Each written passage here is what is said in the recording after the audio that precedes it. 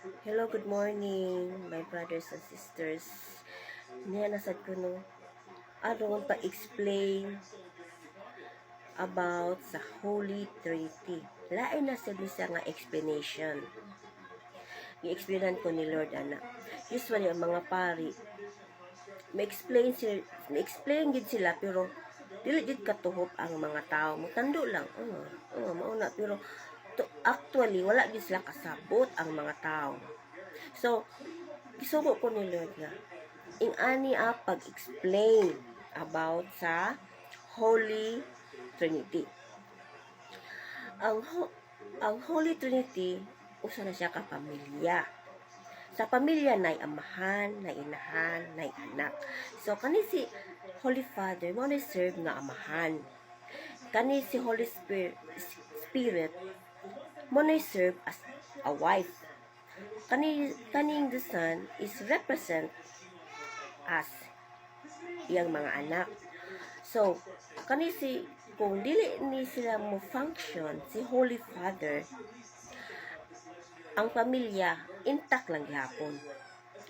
Kay naaman, mo supply si Holy Spirit, ang tiglamdag. Intact lang gihapon ang iyang pamilya, iyang mga anak, kay naaman si Holy Spirit.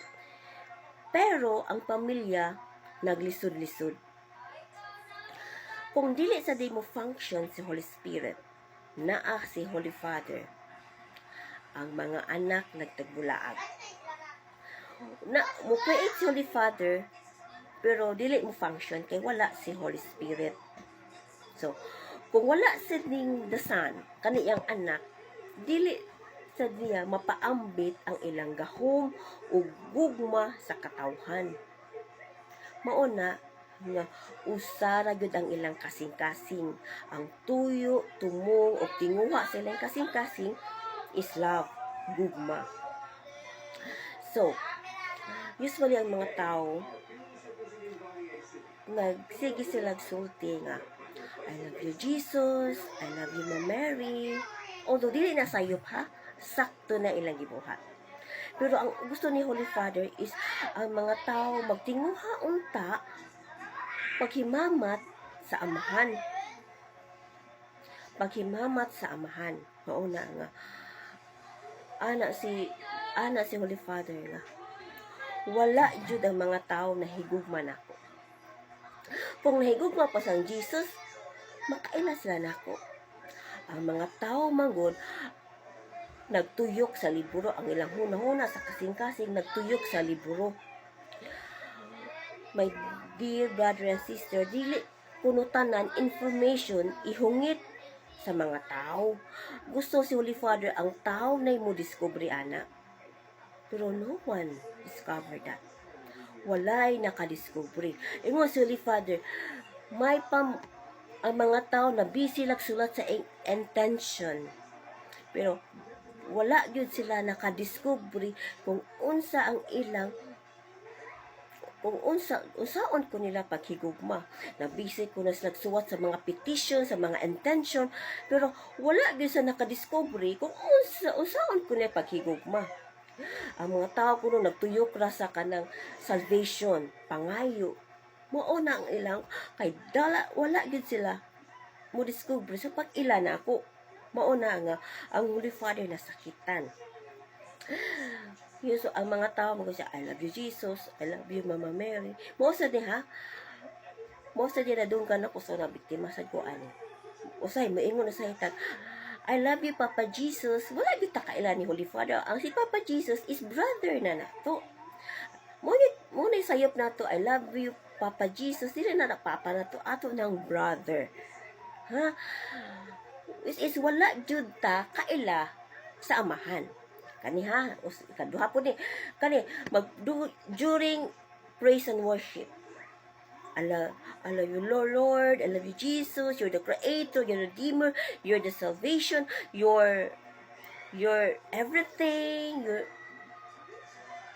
ana gani nga sa unang praise and worship lang mag-praise and worship ko ana you're the provider, you're the creator, pero ang akong hunahuna o kasing-kasing kang Jesus lang gihapon, which is sayop dito, wala yun ko kaila na. So, dito ko na-discover nga, sa homily, naminaw dyan ko sa homily sa pare nga, nakapambalando nga, ang baba ni Jesus, sige lang siyang amahan.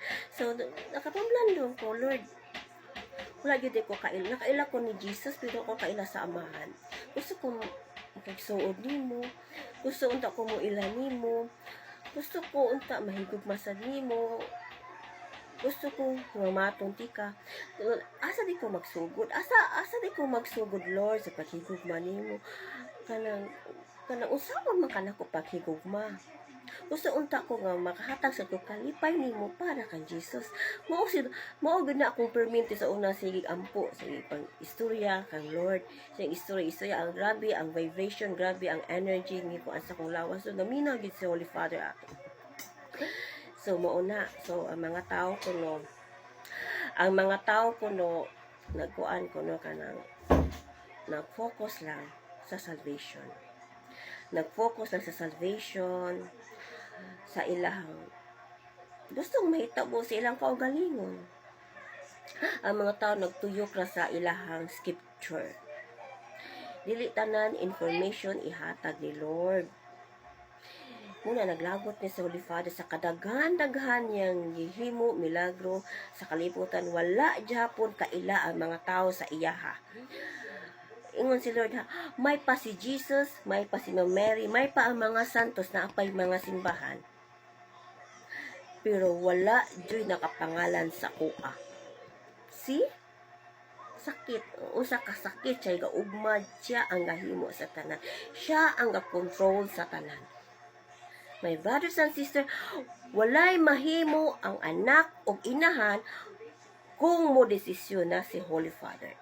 As in, naglagot na jud si Holy Father. Magpaila na jud siya karong si Suna.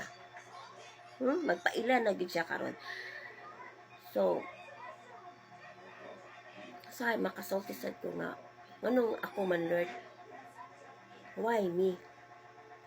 Nganong sa ako man nimo gisulti na tanan? Nakaanasad ko sa kong galingon. Nganong sa ako man nimo na gisulti? Unsa may plano nimo? Unsa may plano nimo, Lord? Anong ako man gyud imo gipili? Wala man nimo nagibutang sa kaparian. Wala man na nimo gihatag sa simba. One is ilaha jud na silang trabaho jud nila na. Ingon si Lord, mas mutuo pa ang mga yanong tao nako kaysa kaparian. So, di ta ka blame ni Lord. Siya ra ang makabasa sa kasing-kasing sa tao. Ano na? Ni kuan ko no kay para manganda mo aron sa paglihok sa amahan sa kalibutan.